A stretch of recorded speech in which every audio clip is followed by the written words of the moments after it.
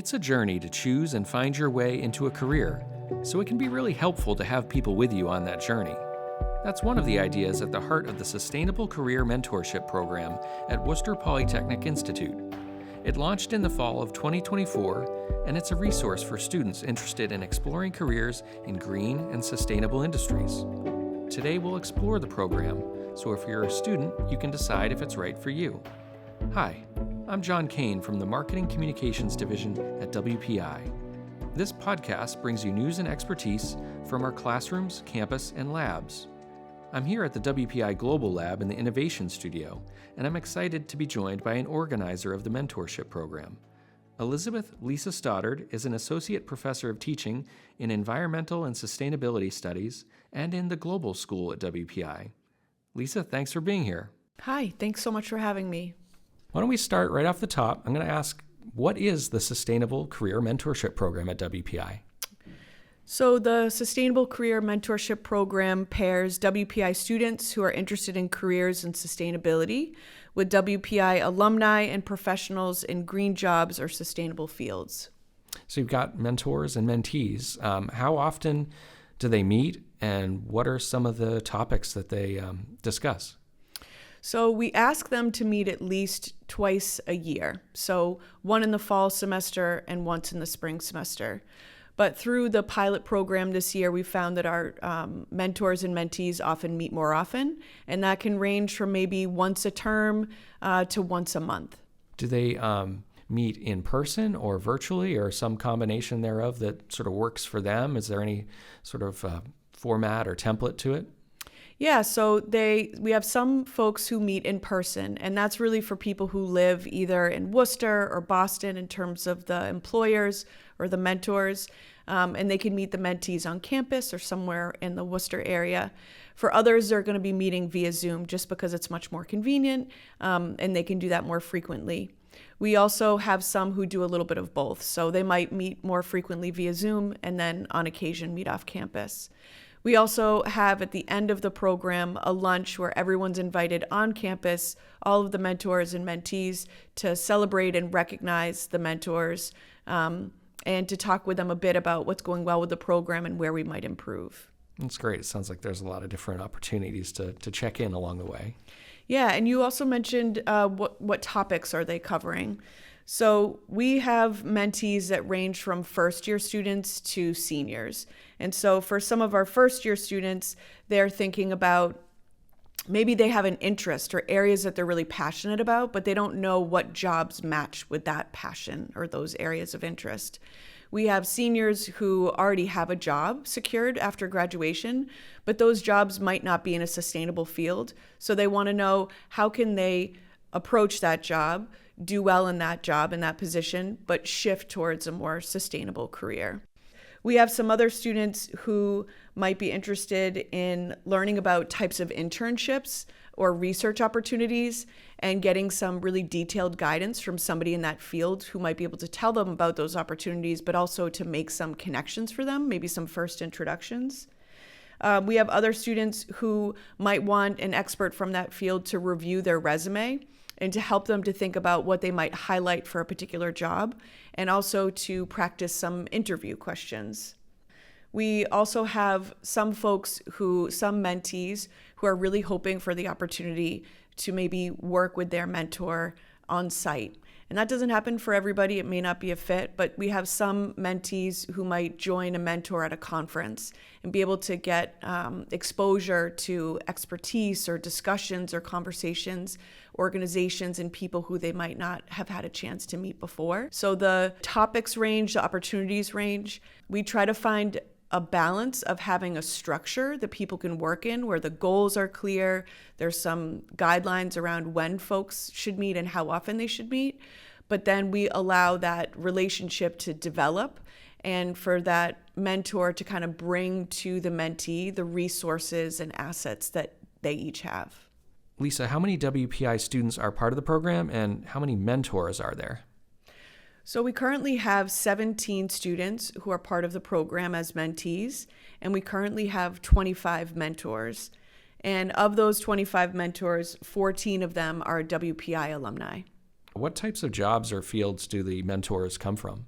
So the mentors come from quite a diverse range of fields. They range from conservation to renewable energy, battery storage, sustainable metals, green architecture, green entrepreneurship or business, climate resilient design, urban planning, water waste management, sustainability consulting, and some others. So I wanted to talk a little bit about who's able to participate. Are there any requirements that WPI students need to meet to join the mentorship program? Do they have to come from a specific major? So we've designed the program so that any student on WPI's campus can participate in the program. So it's open to every major, every year, and we've recently had some requests for graduate students to join the program. So we're happy to welcome undergraduates and graduates into the program. The real requirement is that they have some interest in sustainability or interest in a green field. It doesn't have to be a full commitment. It could be an area that they want to explore. They have to be willing to commit at least to meeting with their mentor twice a year and to doing the preparations needed for that meeting. And that's really up to the mentor and mentee. So if they decide that the student is going to develop their resume or a cover letter or look for particular job opportunities or internship opportunities, they would do that in advance. So have you found that you've got a pretty wide breadth of students from different majors, since it is open to everyone with that interest? Yeah, it's really exciting to see. We have students from robotics, data science, mechanical engineering, civil and environmental engineering, environmental and sustainability studies. We have students in robotics who are interested in designing robots to remove pollution and waste and trash from the ocean. We have a student who is a civil engineering student who's interested in conservation, and she's interested in figuring out different ways that we can build corridors for wildlife to go through. We have some students in data science who are interested in using data science to create climate models or to predict where animals and plant species might move in a changing climate, to see how those ecosystems might be disrupted, but then also what interventions we can do to support those animals and those ecosystems and the human communities that are reliant upon them. Really an important reminder of sort of the breadth of the sustainability challenge, and also the fact that people can come at this from a lot of different ideas and areas of expertise. So it's great that there's that opportunity for folks to sort of explore what interests them and not be restricted.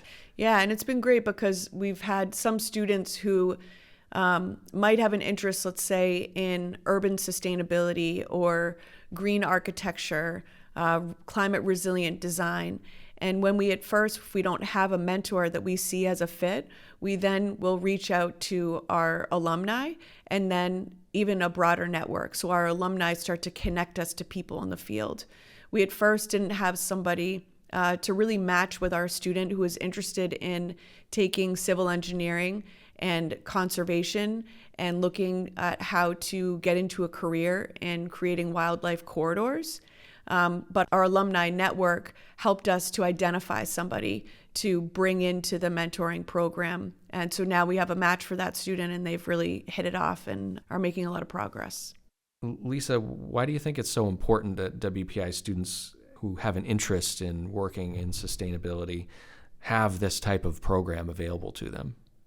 It's really fascinating for me to learn about how these different students from different majors and mentors from different fields, how they all look at sustainability, climate resilience, how they look at it differently. And when you look at the environmental and climate problems that are out there, they're complex.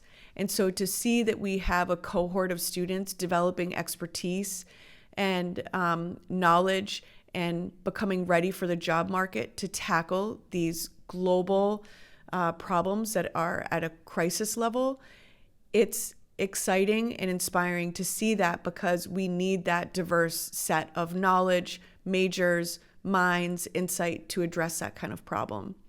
At the same time as that I see that as a real asset to WPI and to the workforce. Those students in terms of their majors, they travel really differently around our campus. So if you have a student in mechanical and robotics, in social science and humanities, they're taking classes often quite separately from each other. They're not all in the same labs. They're not doing all the same projects. And so there's been a request from students who are interested in sustainability to be able to develop a cohort, to get to work and collaborate together, to learn what each other are doing, to become part of a network both at WPI, but then beyond with alumni and with employers and professionals in the field.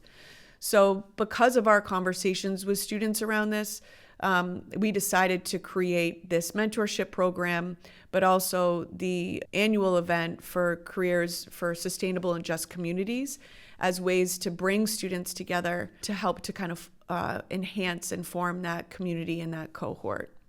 Sounds like there's a lot of benefits to the mentorship program that go beyond just the career preparation. Yeah, absolutely. There's one other thing I wanted to mention about the benefits of the program. I think when our students are looking at the job market and at careers that are out there, I think they can really see, and we can all see, a growth in green jobs and in the sustainable career industry.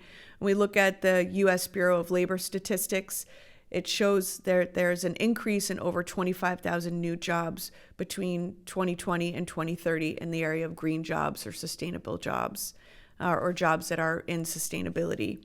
So one of the benefits is that we're preparing our students for a job market that's actively looking for qualified people.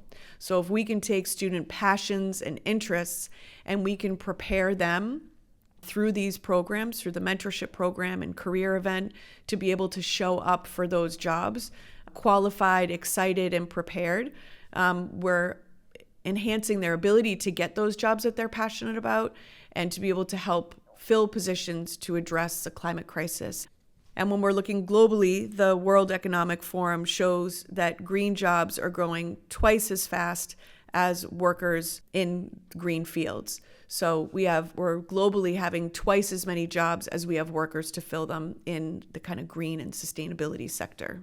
It sounds like there's a great opportunity for this program to kind of connect the dots between student interests and the market demands. Absolutely. We talked a little bit about this earlier when we talked about the types of jobs or fields that the mentors come from, but I wanted to sort of dive in a little bit further on that. So can you give me some examples of the types of work that might fall under the umbrella of sustainable careers?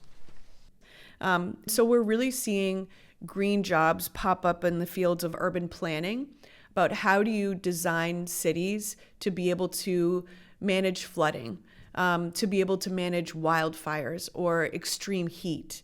How do you design cities so they're much more efficient, so we're using less energy sources, so we're sharing resources better?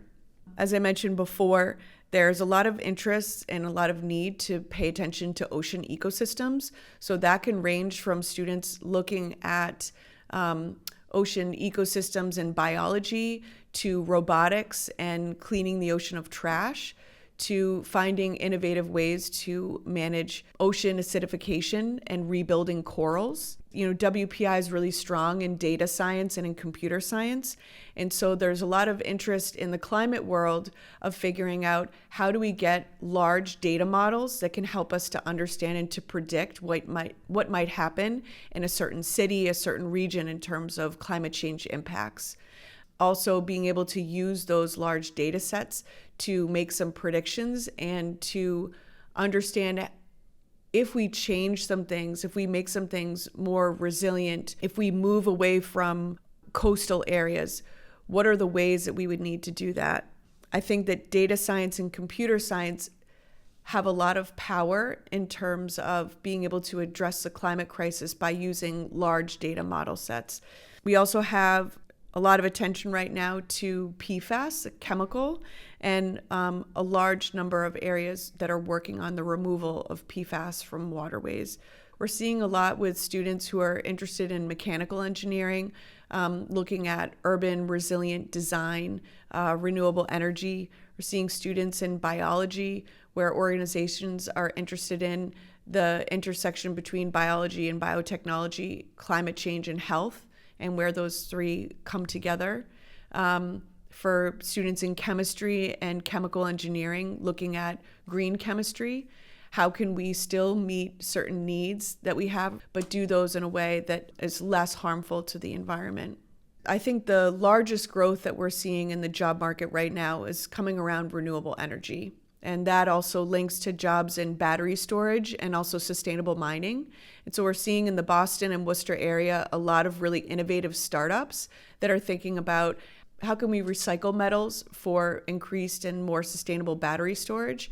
And then how can we mine metals more sustainably so that as we shift towards more renewable energy and climate resilience, that we're thinking about the communities where those materials are made, where they're disposed of, so that we're doing that shift in a socially responsible way that addresses issues of environmental justice. What have you heard from the students who are mentees? What type of feedback have you received from them about how the experience has been so far since the launch in the fall? So from our students, we're hearing that they feel like they're really making progress.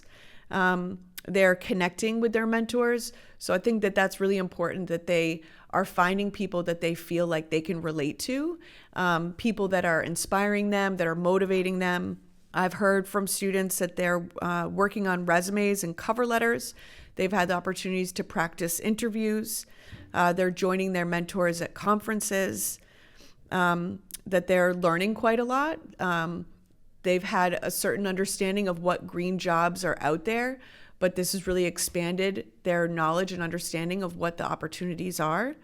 And I've heard from a number of students who say that they love their mentors, right? That they're really enjoying the relationship that they're building with them, and that it's having a lot of benefits in their ability to connect and network with those outside of WPI as well as inside of WPI. What's the data that you're going to be collecting along the way? What types of information? We're collecting both qualitative and quantitative data through surveys, emails, and then interviews.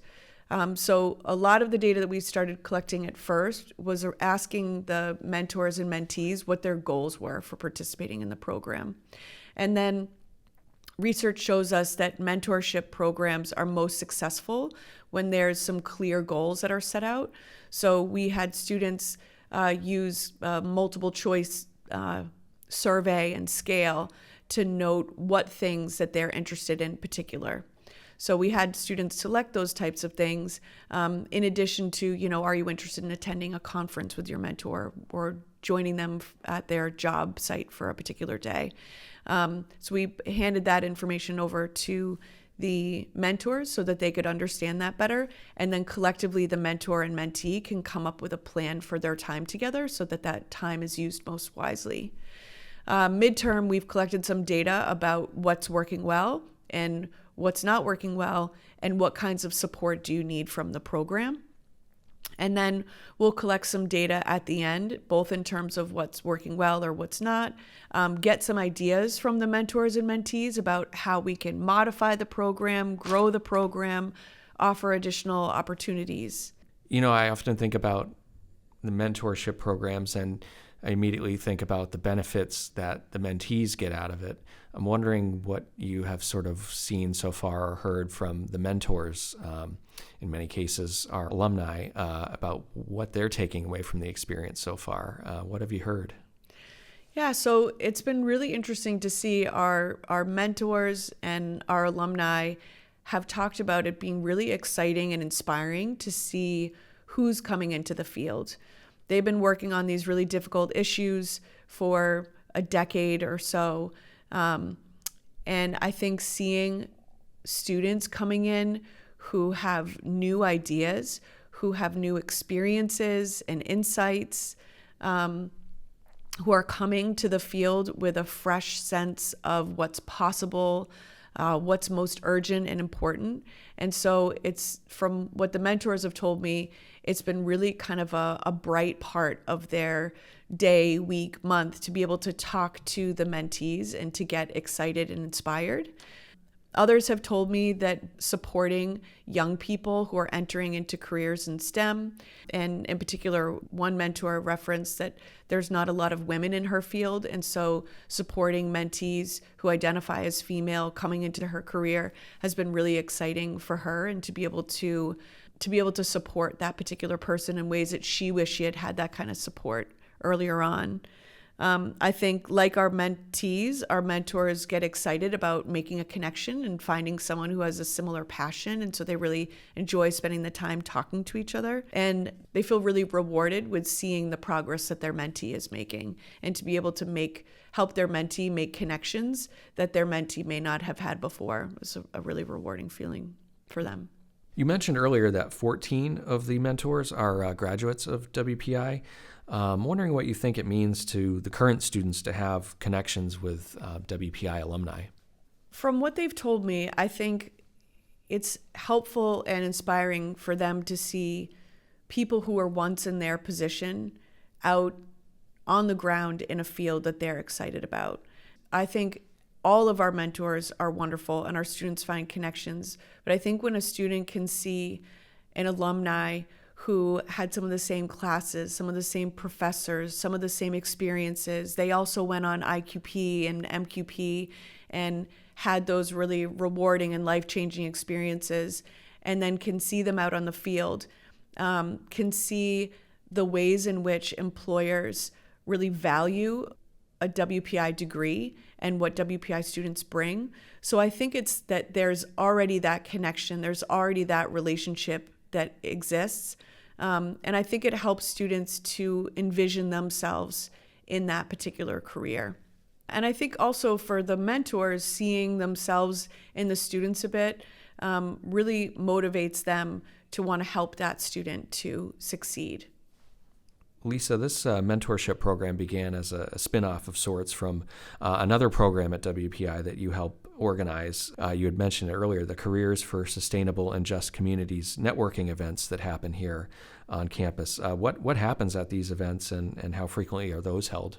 So this event, again, came from student interests and student requests. And so I think one of the really cool things about WPI is that student voices are heard. And so if students want to see growth in a particular area, want support in a particular area, they can advocate and work with faculty and staff and organizations on campus to get that done. So that's really what happened here that sparked this whole area of programming around sustainable careers, where two students coming and talking with an alumni and coming to us saying they want more opportunity around these areas. And so at this particular event, we have about 30 to 35 employers come. And again, they're coming from a diverse set of areas, from conservation to energy to green architecture, et cetera. We have about maybe 5 employers in each of those areas sit at a round table. And the intent of this design is for students to be able to come in a casual setting and sit down at a table with folks in the energy industry, in the renewable energy industry, and ask questions. What's your job like day to day? What is the organization that you work for? What are the goals of your organization? How much money do you make? What do you like about your job? What do you not like about your job? And so it's a much more casual way to get to know folks. From those events, we've had students get internships, we've had them make connections, we've had them identify new mentors.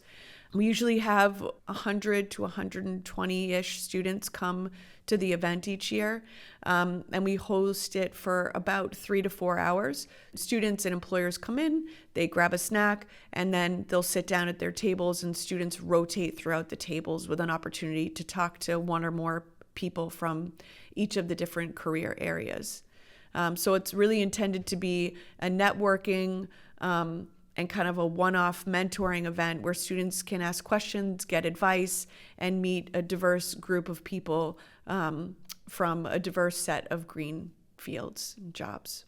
I'm wondering what drives you or motivates you to work so hard to keep the networking events and the mentorship program going on top of everything else that you're doing in terms of teaching and advising. 2 things, really. One is the students. So I'm very passionate about sustainability, about climate resilience, about climate justice, and seeing students who have that passion as well. I see them in my classes where they'll write to me after a project where they're literally lighting up over their excitement about gaining deeper knowledge in an area and identifying innovative solutions to problems that are really important to them. And so having those students come and want more support and to be able to provide that for them in a way where I can see how what they're studying at WPI, what they're passionate about, how that can connect to a career that not only will they be able to have a livelihood and a job, but also one that will make them incredibly happy and passionate, and also one that helps to address the climate crisis. So I think that's first and foremost, is that seeing our students, I love our students. I'm so impressed with their knowledge, and I'm so inspired by their passion that anything that I can do to help move that forward is wonderful to me. It's really gratifying. It's probably the best part of my job. And I think the second part of it is I have twin 9-year-olds who are growing up in a world where we're dealing with the climate crisis. And I think about their future, and I think about what can I possibly do to try to help address this and to create a livable, environmentally sustainable and just world for my kids and other people's kids to grow up in.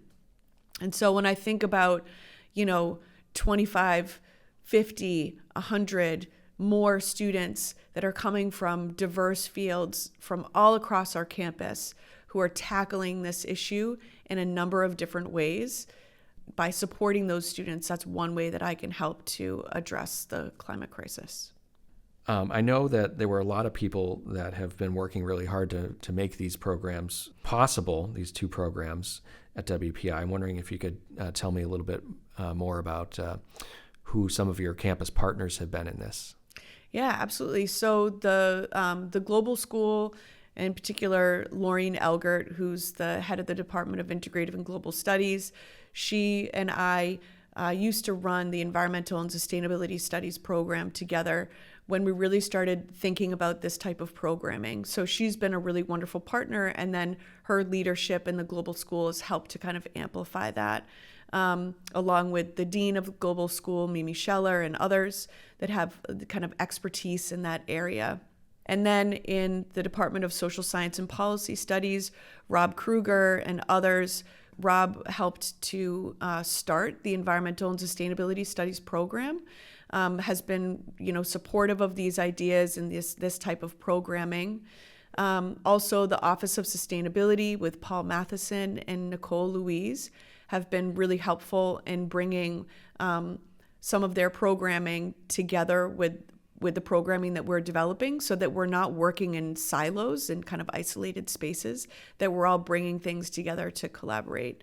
The Center for Career Development, Brittany Taylor, has really been our point person who's been helping us with, I'm not an expert in career services, right? So Brittany's been helping us with how do we recruit mentors? How do we bring people to campus? How do we bring employers to campus? And then how do we prepare students to have effective and efficient and productive and meaningful conversations with them? So she's been really critical with that. And then Hannah Schick from the Global School, she's helped with developing and designing our website. And that's been an incredible resource because our students can go on there, see who's available for mentors. We also have a page that lists current opportunities for internships and employment, conferences, and other opportunities related to sustainable careers for students. Lisa, if a student is interested in learning more about either of the programs, the networking events or the mentorship program, how can they get more information? They can reach out to me by email. My email is eastoddard@wpi.edu. They can also Google WPI Careers and Sustainability, and they'll see different tabs there that they can look through, one of them being the Sustainable Career Mentoring Program, one being events, one being green internships, and then the last being green job boards. So they can navigate that website, and on the Sustainable Career Mentoring Program tab, they'll see an application that they can fill out. I would encourage students who have any interest at all to reach out. I think that sometimes we worry if we have an interest in something and if we pursue it and we're not sure if that's the direction that we want to go to, we don't want to commit to that. And this is a really nice and safe space to students to be able to explore an interest, to have the opportunity to meet and talk with someone to see if this is a potential fit for their future. Well said. Lisa, thanks so much for being here and telling us more about the mentorship program and the opportunities available to students who have an interest in sustainability. It's been fantastic. Thank you so much for having me. I really appreciate you taking the time to help us to share this with students, and it's been a real pleasure chatting with you. Likewise. Lisa Stoddard is an associate professor of teaching in environmental and sustainability studies and in the global school at WPI. You can hear more podcasts like this one at wpi.edu/listen. There you can also find audio versions of stories about our students, faculty, and staff, everything from events to research. You can also check out the latest WPI news on Spotify, Apple Podcasts, and YouTube podcasts. You can also ask Alexa to open WPI. This podcast was produced at the WPI Global Lab in the Innovation Studio. Varun Bhatt provided audio engineering help. Thanks for listening.